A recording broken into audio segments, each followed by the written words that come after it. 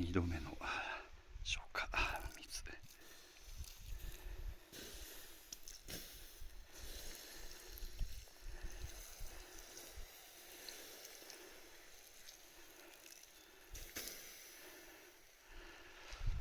もう一回かな。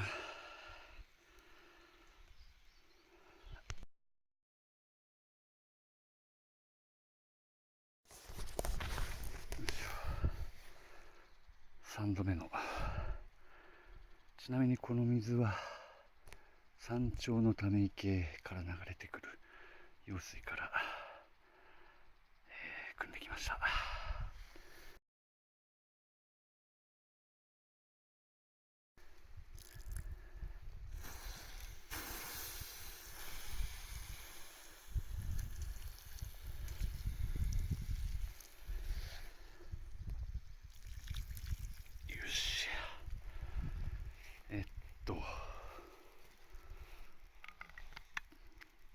おそらく鎮火しただろうと思われますので、火消し壺ならぬせんべいの大きな空き缶に入れて持ち帰ります。このスコップで入れます。